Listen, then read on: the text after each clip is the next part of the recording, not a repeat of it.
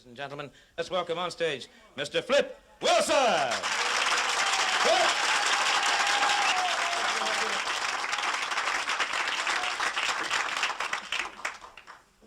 When I was thinking about what I'd do, I asked myself, should I do any racial material this set? And a voice in the back of my mind said, lighten up, damn. Then another voice said, one more time. So I decided, why not? Why should I be hesitant about expressing my opinion? Why shouldn't I say to you, ladies and gentlemen, we got to do something about the Indians. The Indians aren't ready yet. Well, quite often when I say that, people feel it's a harsh statement. But how harsh it is depends on how we look at it. Let's ask ourselves a question like, do you want to build a $50,000 home and have some guy put a wigwam next to it? I'm not against Indians. I don't want anyone to leave here feeling that I'm against Indians. There have been Indians that I've admired, guys I've looked up to, fellows who, in my opinion, didn't let the fact that they were an Indian hold them back. They were aggressive, they went out, exerted that aggressiveness, and made a name for themselves. Guys like Tonto, Little Beaver, those guys. I tried to help an Indian once. He didn't appreciate it. He made a smart remark about colored people, and I got mad. I got mad because I like colored people. In fact, the colored lady raised me. Some of my best friends are colored people. Let me tell you the way the entire situation came up. It was last year. Beautiful day last year. I'm standing around. I didn't have anything to do. And I say to myself, you ain't got nothing to do. I'm walking down the street. There's a restaurant. I enter. I see an Indian sitting there in the booth. I said, damn, there's an Indian. I'm surprised because this looked like the guy off the nickel. That's who I thought it was. I said, there's the guy off the nickel. And I wanted to get to meet him and be his friend. Go places with him. Let my friends see me with him. Then they'll say, that's Flip Wilson. He hangs out with an Indian, the guy on the nickel. I'm going to pick up the check. Maybe we'll have a drink and go to a movie. Maybe we'll go see How the West Was Won.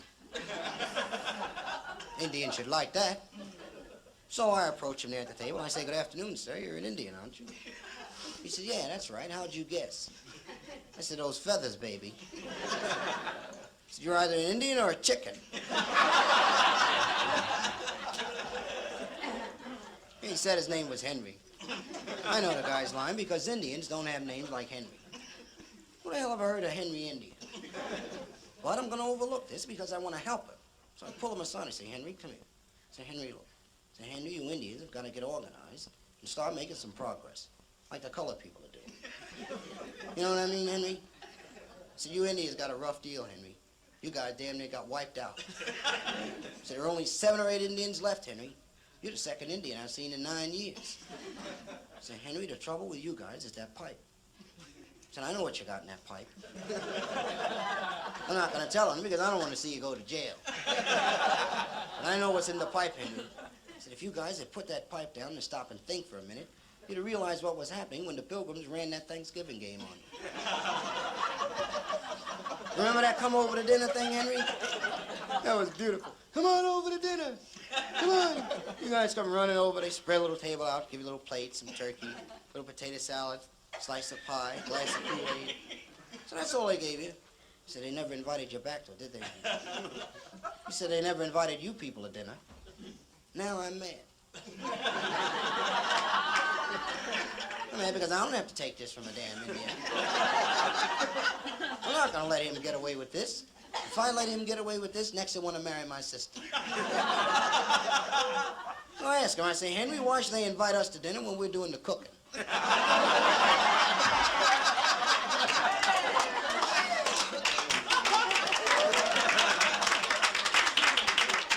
told him, I said, the biggest thing that happened to you Indians was when they put you on the nickel. They put a buffalo on the other side, Henry. I said, if you guys belong to the NAACP, we'd have you on the quarter. Maybe we'll change the name, Henry. Maybe we'll call it the National Association for the Advancement of Colored People Immediately and the Indians on a Gradual Basis. So we're making progress, Henry.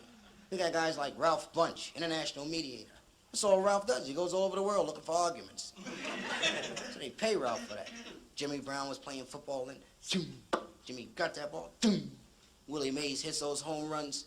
Willie comes down to that stadium in the afternoon. Willie's sharp. Well, he don't come down there unless he's sharp. Got that lump in his pocket, that 100G from last year. When he comes up the back, there's 20,000 girls in the stand screaming at Willie. Hit that ball, Willie. Hit that ball, honey. What you say? Home run right out of that park. Said an Indian never hit a home run. Isn't that right? And he said, yeah, you're right, but I never heard of anyone playing Cowboys and color people.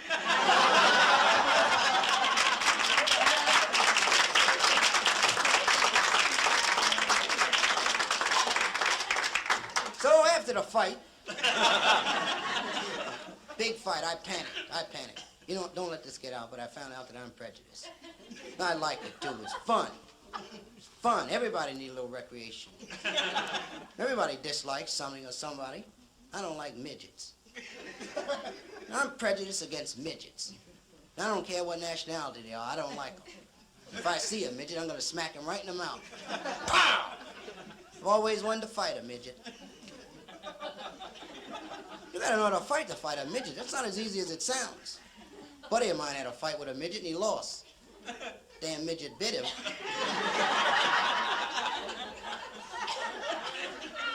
You know midgets aren't any higher than that. I don't trust them. Every time I pass a midget, I say, watch out!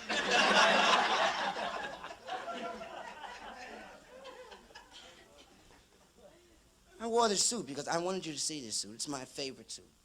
Well, it's one of my favorite suits. I call this my Riot Suit. I like this. I got this suit in Cleveland. Right out of the window. Right out of the window. I got it, too. Now, I want to say that I wasn't in the riot officially. I wasn't in the riot officially. It was a matter that, and on every occasion that I'd appeared in Cleveland, the citizens of Cleveland had come to see me, so when they were rioting, I went to pay my respects. You know, I'm walking down the street there. I'd never seen a riot. I'm walking down the street looking at the riot, you know. And I saw all the trucks out there from the local, you know, television taking pictures for network. And I thought, passed through my mind, you're an entertainer. You don't have to have as much national exposure as you can get. So I wanted to look nice, and the window was open. I don't know who threw the brick. The window was open. So I put the suit on. I wanted to look nice in front of the cameras. Nothing looks worse than a raggedy rioter. I put the suit on, I waved into the camera. I didn't get to do any lines. The guy wouldn't let me do anything. He said I could wave and mug, no lines. I waved and mugged. I liked it. It was nice. It was a vest that went with the suit. I wanted to get that, too. And a pair of shoes. I like those. And I promised my girlfriend I'd get her a color television. I couldn't carry all that stuff. I had to leave some of it so I could help my uncle carry the couch. We got that home, it was the wrong color. We had it to go back, you know, and the National Guard had gotten there by then. That's a rough thing, running through the National Guard with a couch on your back. I used to think that I wanted to be a singer. You know that? I used to think I wanted to be a singer when I noticed the singers got all the girls. You know, girls like those singers. They come out with their shiny suits, and they lean over the front of the stage and sing to the girls. You ever watch those guys? A lot of times those guys spit when they sing. You ever notice that? A lot of times they spit on the girls when they sing. And girls like that, too.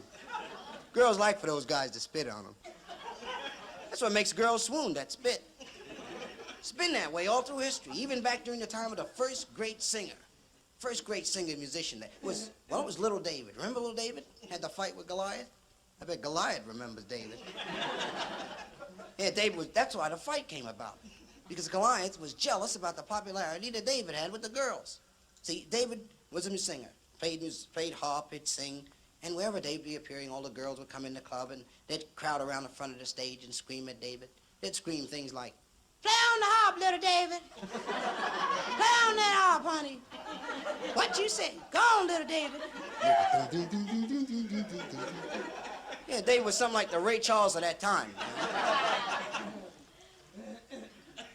David had 3 hit albums out. 3 hit albums, big hits. His first hit was an album called David Jams, Part 1. Second hit was David Jams, Part 2. His third and biggest hit was an album called Jam David. People had to really like you in David's time to buy your records because there weren't any record players then. They'd take the albums home and sit there and read the covers and say, "Damn, I sure wish somebody invented a record player." In fact, David's group was so popular they did a world tour. World tour. In those days, the entire known world was about the size of Vermont. Most of the fellas stood around on the corners and said, "Small world, ain't it?"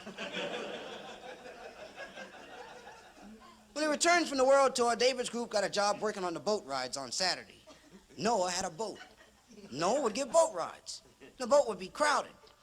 Secret of the crowds would be Noah's advertising. Noah believed in strong advertising. The week before the ride, he'd put placards up all over town. And the placards would say, "Boat ride Saturday. It's gonna rain." People see that it's gonna rain and buy those tickets and get on that boat. Business was booming on the boat, too. Noah's making money, David's group's working. Then Noah went off his cookie. He started bringing animals on the boat.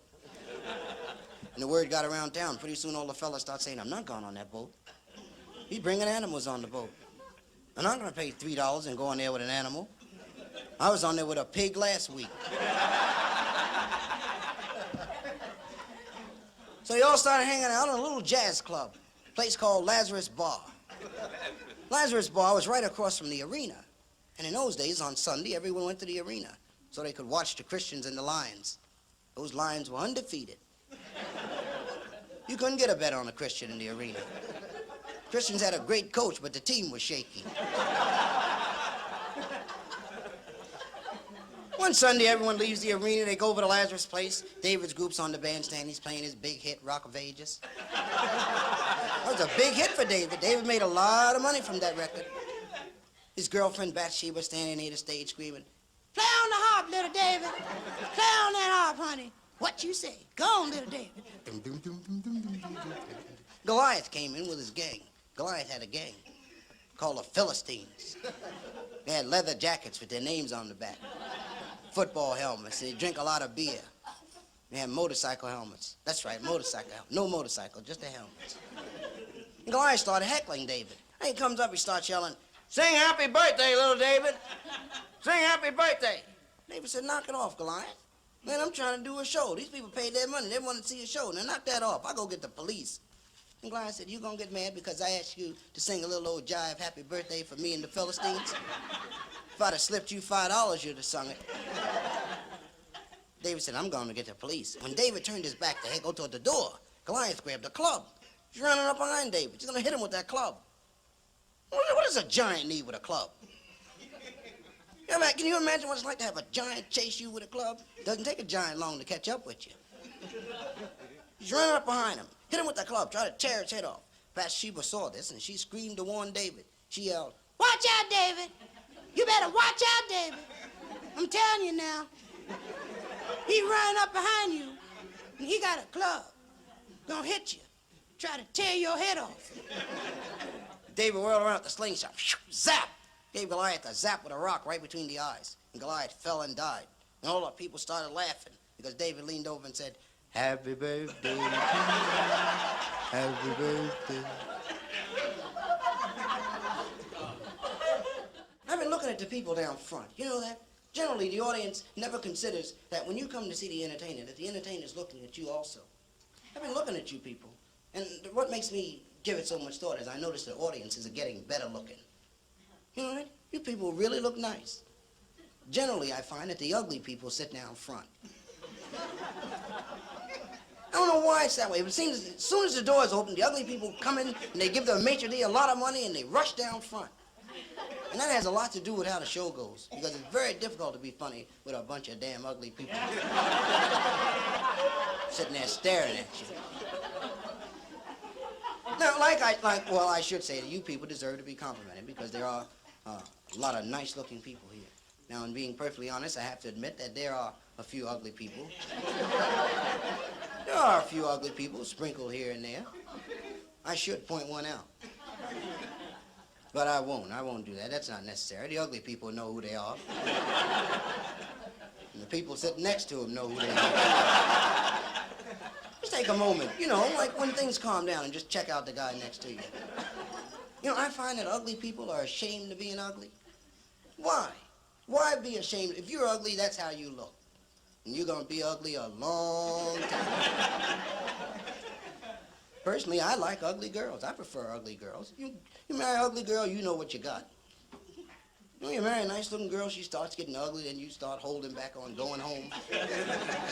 Got a bad-looking chick home, you get smashed. You go home and she start looking good. Just to show you, the other evening I tried an experiment. Maybe we could try it now. I tried an experiment where I took a moment to see if there was one ugly person willing to stand up into the light and say, I admit publicly that I know from the bottom of my heart that I am ugly. Nobody stood up. Nobody stood up. I tried to get my manager's old lady to stand up. She wouldn't stand up. And he got mad. Gotta check the time. I don't want to stay on too long. That's dangerous, you know, staying on too long. A lot of comics don't realize that. I was on a show a few weeks ago with a rock and roll group, and before the show, I'd been given 15 minutes. So I go on, and I had a thing going with the audience. A beautiful thing. So, like I said, I got wrapped up, and I stayed on about 55 minutes. I was out there about 50. Then the audience got very quiet, very quiet. You could hear a pin drop in the room. Very quiet. And I say to myself, what's wrong? And a voice in the back of my mind said, you've been on too long. And I didn't want the audience to realize that I had suddenly become aware that I'd been on too long and that I might panic. So to keep my front up, I stayed out there about another 30 minutes. The audience was very cool. They sat there. They didn't laugh or applaud. They sat there, and then when I finished, they got up, paid their checks, and went out. When I went to the parking lot to get in my car, the audience, 400 people, were hiding in the parking lot. Crouched down behind the cars. And they attacked me. But I got a complete description of one, and I gave it to the police, and they caught the guy. That's why I got a new manager.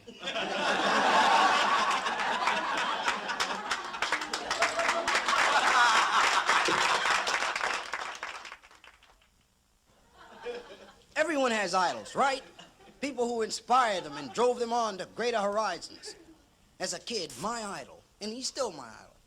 Of all the great American heroes, my idol is Christopher Columbus. What a great thing that was, discovering America. I wouldn't have found it. I don't know where you people would have been. I wouldn't have found it. You know, discovering America wasn't a thing that Columbus had gotten wrapped up in after getting older. As a kid, this was all he talked about. He lived in a little town with his mother and father. Their names were Mr. and Mrs. Columbus. Everybody thought Chris was off his cookie. Like the neighbors were teasing. They'd come by and lean over the fence. He'd be there in the yard. And they'd say, Christopher Columbus, what are you going to do when you grow up? And he'd say, I'm going to discover America. They'd say, you better cut that out. You know there isn't any America. You know the world is square. Chris would say, they sure are. At 35, he'd gotten out of grammar school. He arranged an audience with the Queen, Queen Isabel Johnson. That was the Queen's name. And she asked him about this America project, and Chris tells her, if I don't discover America, there's not going to be a Benjamin Franklin, or a Star-Spangled Banner, in the land of the free, and the home of the brave, and no Ray Charles. When the Queen heard no Ray Charles, she panicked. The Queen said, Ray Charles? You gonna find Ray Charles? He in America? Chris said, damn right, that's where all those records come from. So the Queen's running through the halls of the castle screaming, Chris gonna find Ray Charles, honey. He gone to America on that boat. What you say? She wrote him out a traveler's check. Chris ran the local Army-Navy store. He bought 3 used ships, 2 pair of fatigues, some shades. Then he got his supplies for the trip. He got 2 chicken sandwiches, 3 cans of Vienna sausage, 5 cases of scotch, and a small 7-Up. Then he got a new rag to tie his head with, too. He's ready to leave.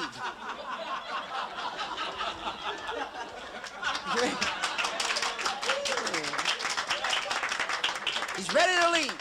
All the photographers and the reporters are at the pier to see him off. All the girls are there. They're all screaming, goodbye, Columbus. He gone on that boat. He gone to America. Isabel was there, and she'd had a few. Isabel saying, Chris gonna find Ray Charles.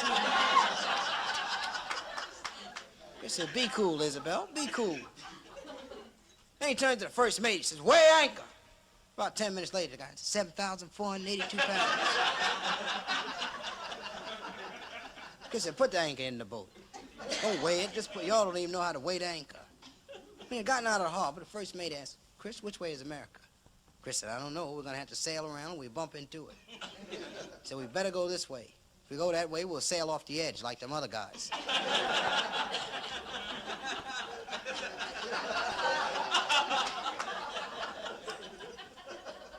100 days later, the men are ready to mutiny. Chris has been goofing. He's been going through a bit like, back up, make a right, watch out for the edge. First mate said, come here, Chris. I said, come here. He said, Chris, the men are ready to mutiny. The cabin boy said that if you don't find America in 2 days, he's going to smack you in the mouth. Right then, a piece of wood floats by the ship. Chris said, there's a piece of wood. So we're not far from America. That's American wood. He said, I know American wood when I see it. First mate said, why don't you cut that out? It's a piece of the ship. They're breaking up on us.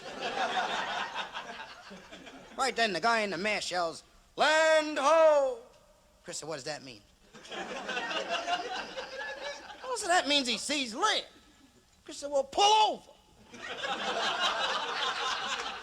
Maybe that's America. You're going to pass right by it. You guys don't even know America when you see it. He said, that is America. He said, look at all those spacious skies. Those amber waves of grain. He said, dig that purple mountain's majesty. I bet there's fruit out there on the plain. It's a big holiday in America that day. Big holiday called Not Having Been Discovered Yet Day. All the Indians on the beach there celebrating. They got sandwiches, 6-packs, 3 or 4 bags of whatever it is they put in the pipe. Chris leans over the rail of the ship. He says, hey, yo! Yo! Where is this? Fine little Indian girl. Fine little Indian. Fine little West Indian girl. Standing there on the beach. She said, why? What's your name? What the hell you want? Come around here in them ships. He said, my name's Christopher Columbus. I'm out discovering. So I'm gonna discover America. I'm gonna discover y'all. Little Indian girl said, we don't want to be discovered. You can't discover nobody if they don't want to be discovered. You better discover your ass away from here. First mate said, Chris, they're hostile. Chris said, yeah, and they mad, too. He said, but we're going in there anyway. That's America. They can't keep us out of there. America belongs to everybody. Let down the longboat. And they let down the longboat, which was really a short boat on the side of the big boat. They called it the longboat because they had a peewee boat, but they weren't going to use that. And they piled into shore, and they're heading into the boat, and the men are laying down because the Indians are throwing rocks and spears and flaming arrows and tree trunks, yelling out a bunch of profanity about Chris's mother and everything.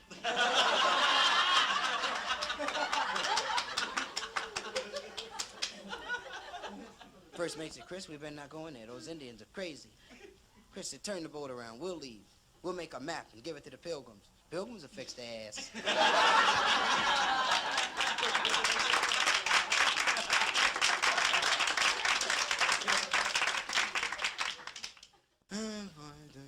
You meet a lot of nice people, you know, traveling from city to city. Like a few weeks ago, a lady came in, caught the show. After the show, she spent a few minutes chatting with the entertainers. And she says, come by the house. Let me fix a home-cooked meal for you. You can get away from eating in the restaurants. Fine gesture. I accept. I go by. Lady has a couple of kids. I get there a little late. She's already fed the kids. She's running their bath. She said generally she gives them their bath. They watch television, then into bed. Television doesn't work. Kids don't know. They sit there waiting for it to light up. When they fall asleep, she puts them in bed. 3 years the television hasn't worked. What strikes me as unusual is she runs the water in the tub, and she puts the boy and the girl in the tub together. I'm watching this. I said, damn. Boy and the girl in the tub together. I'm surprised. I was 25 before I got in on a set like this. They're standing there in the tub, look at each other. She goes back into the kitchen. I sneak behind the door. I'm going to watch. I'm watching through the crack in the door. And the girl says to her brother, what's that? And he said, where? She said, right there. He said, I don't know. She said, what's it for? He said, I told you I don't know. She said, can I touch it?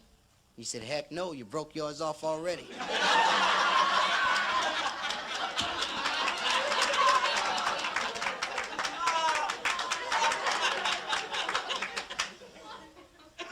Yeah, I think it's a nice thing having fans, you know that? My uncle told me about the value of what it is to have fans. My uncle was an entertainer, he was a comic too. My uncle was a part of a team. You know, he was around during the old days of the teams. You know, when the teams had the names like Off and On, and Up and Down, and Over and Under, and Stop and Go. My uncle belonged to a comedy team called Well Enough and Bad Enough. And they were doing all right. Then Bad Enough got married. My uncle started working alone. He was doing well enough. He told me about an incident that took place. He was in Chicago. He was in Chicago for a one-nighter.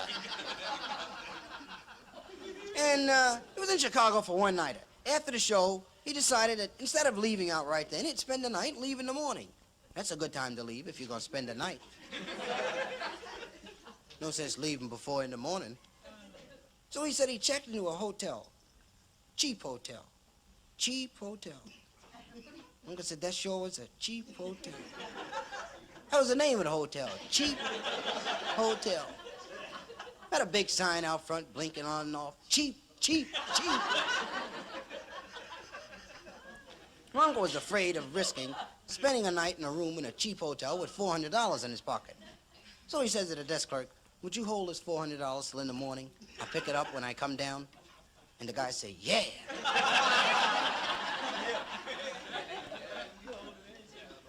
He comes down in the morning, he says to the guy, I'd like to get my $400 back. The fella said, you didn't give me any money. Uncle says, you're the same guy who was here last night when I checked in, right? The fella said, that's right. We only got one desk clerk. That's why this is such a cheap hotel. He said, but you didn't give me any money. My uncle tells me, look, you can't take my money like this and get away with it. And the guy says, you never know what you can do until you try.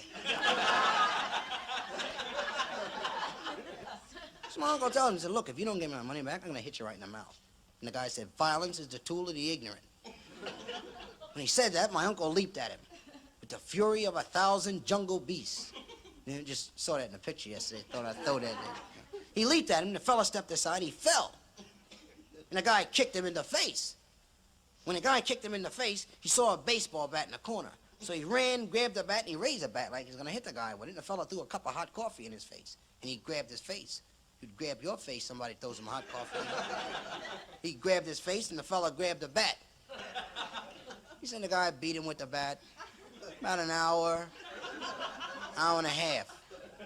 He said he didn't remember how long the guy beat him because when the fella raised the bat, he passed out. But he distinctly remembered that when he woke up, the fellow was standing over making some more coffee. He ran out the door and found a policeman. He brought the officer back. They had the guy arrested. Now, ironically, when the thing came up in court, the judge had been at the show the night before and seen my uncle work. He was a fan of my uncle's. The judge walks in and he said, well enough. How you doing? They shook hands, you know. And the judge said, what's the trouble? He said, look, while I'm taking care of the case, you signed a couple autograph pictures for my wife and my kid. They loved you. They loved you. So now what's the problem here? And the judge listened to the entire case. And when it reached the time for the decision, the judge told the defendant, he said, look, I don't want you to think that the fact that I admire this great man here is going to influence my giving a just decision here. But it's the decision of the court that you return to this man the $400 that you took. And that you give him an extra $200 for damages. And that for the next 10 years, he'll get to stay in your hotel for free room and board, for nothing. In addition to which, the court sentences you to 90 days in jail. And the guy said, Your Honor, how come you're being so hard on me? And the judge said, because I'm trying to teach you to leave well enough alone.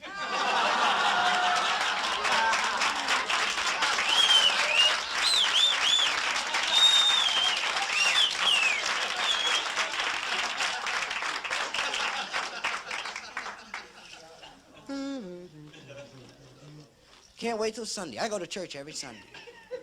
I have a very strong religious background. I go to church. I'm in different cities. I go to different churches. Last week I went to a beautiful little church uptown. Nice little, and they charge $1 to get in. You know, very nice little. You pay that $1, they give you a sandwich. Something like that. And they have a little group there that plays. The group does a 40-minute set, then Rev comes on, does 20 minutes. And, like, Rev opened the service by passing the plate. Plate shot around the room, came back, nothing in it. Rev said, y'all, there's nothing in the plate. I said, I lost money coming down here. So I'm going to send the plate back out there again and give y'all a chance to clean this up. Plate shot around the room, came back, nothing again. Rev said, now, brothers and sisters, we can't make it like this. So now I'm sure that everybody here wants this church to progress. If this church is going to progress, first, it's got to crawl. This church has got to crawl. And the congregation yelled, let it crawl, Rev. Let it crawl. Rev said, and after this church has crawled, it's got to stand up and walk. And the members yelled, make it walk, Rev, make it walk. Rev said, and after this church has walked, it's got to run. This church has got to run. And the members yelled, make it run, Rev, make it run. Rev said, for this church to run, it's going to take money. And the members yelled, let it crawl, Rev, let it crawl.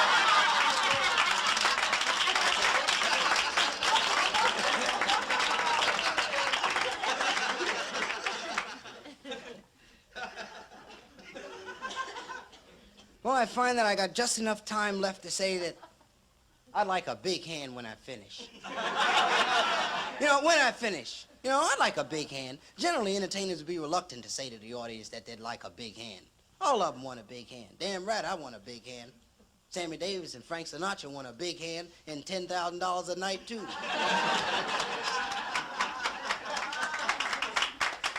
Y'all can split up the money. All I'm asking for is a little old...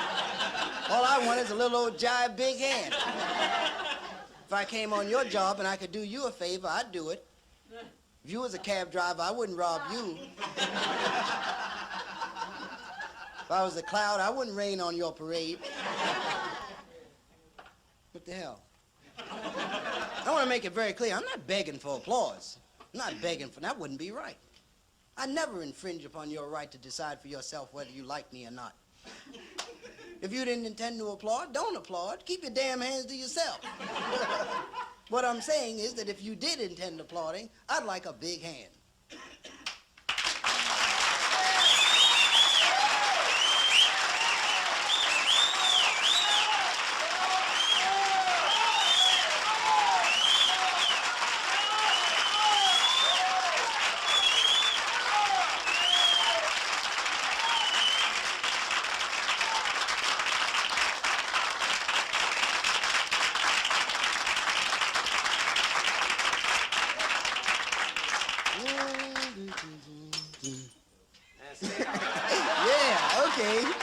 Okay. Yeah. More of what? Yeah. Fine. Just kicking around. I had a wild thought the other afternoon. Visualize a very modest residential area. Fellow drives into the area, pulls up in front of a very nice home there, takes us out the showcase, walks up to the house, knocks at the door. A man answers the door. Fellow says, good afternoon, sir. I'm conducting a confidential survey, and I'd like to inquire as to whether your wife would object to her daughter marrying a Negro. Fellow said, she's upstairs. Just a minute, I'll ask her. Said, hey, Ethel! Hey, Ethel! Would you mind if our daughter married a Negro? And Ethel's reply is, she can marry anybody she wants.